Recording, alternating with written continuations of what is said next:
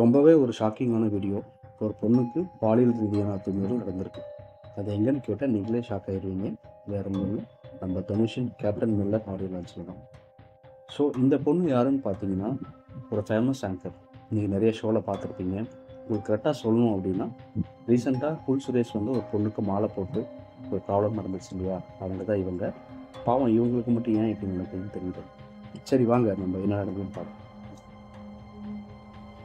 நேற்று ஈவினிங் சென்னையில் தனுஷின் captain Miller audio launch ரொம்ப சூப்பராகவே நடந்து முடிஞ்சது.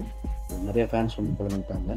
ரொம்ப சூப்பராகவே ஆடியோ லான்ச் முடிஞ்சது. தனுஷோட ஸ்பீச், சாங் எல்லாமே சூப்பராக நடந்து முடிஞ்சது. ஸோ இந்த ப்ராப்ளம் எப்படி நடந்துச்சு அப்படின்னா, Captain Miller audio launch complete ஆனப்போ அங்கே பின்னாடி ரோல் இருக்கிற ஃபேன்ஸ் எல்லாமே வந்து ஸ்டேஜ் நோக்கி வந்து நிறைய பேர் வந்து ஓடி வந்துருவாங்க. அங்கே வந்து ப்ராப்பரான ஒரு போலீஸ் செக்யூரிட்டி இல்லை, போலீஸஸ் வந்து ப்ராப்பராக இல்லாதனால அவங்க கட்டுப்படுத்த முடியல. எல்லாருமே ஸ்டேஜை நோக்கி ஓடி வரப்போ அங்கே இருந்த பவுன்சர்ஸ் எல்லாமே செலிப்ரிட்டிக்கு வந்து பாதுகாப்பாக போயிட்டாங்க. அப்போது இந்த ஐஸ்வர்யா அவங்க வந்து இந்த படத்தில் நடிச்சதாக சொல்கிறாங்க. ஸோ அவங்க அங்கே இருக்கிறப்போ ஒரு பையன் வந்துட்டு அந்த பொண்ணுக்கிட்ட தப்பாக நடந்ததாக சொல்கிறாங்க. பாலியல் ரீதியான சீண்டல்கள் இருந்தது அப்படின்னு சொல்கிறாங்க. ஃபைனலாக அந்த பையனை வந்து பிடிச்சி அந்த பொண்ணு பேசுகிற வீடியோ நீங்கள் பார்த்துருப்பீங்க. காலில் விடுறா அப்படின்னு சொல்லி ரொம்ப ஆக்ரோஷமாக பேசியிருப்பாங்க. சுற்றியும் வந்து எல்லா பசங்க, ஃபேன்ஸ், கொஞ்சம் பவுன்சர்ஸுமே வந்துட்டாங்க. ஸோ இந்த இஷ்யூ வந்து கேப்டன் மில்லர் ஆடியோ லான்ச் முடிவுக்கு நடந்திருக்கு. ஸோ இது எப்படி வந்து நடந்தது? ஃபஸ்ட்டு விஷயம், ஒரு 2000 3000 மேலே இருக்கிற ஃபேன்ஸ் எல்லாமே கேதர் ஆகி ஒரு ஆடியோ லான்ச் நடக்குது அப்படின்னா ப்ராப்பர் செக்யூரிட்டி இருக்கணும். போலீஸ் கிட்ட சொல்லணும், இல்லைன்னா ஒரு ப்ராப்பர் பவுன்சர்ஸ் வந்து போடணும். அது இல்லாத காரணத்தினால எல்லாமே கூட்ட நெரிசல் வரப்போ அங்கே இருக்கிற சில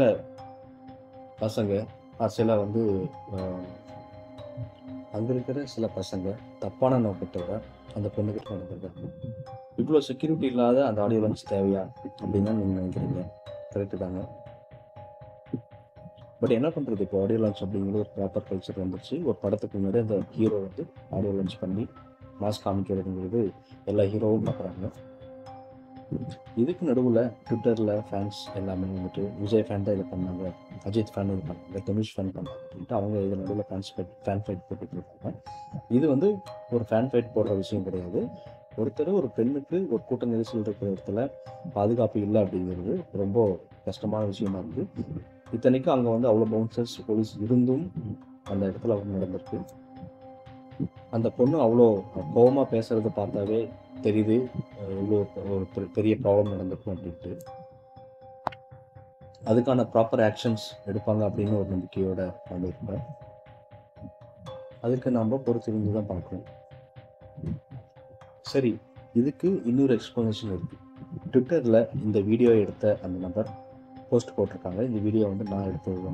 ஆனால் வந்து அவர் சொல்கிற விஷயங்கள் பார்த்தா வேறு மாதிரி இருக்குது.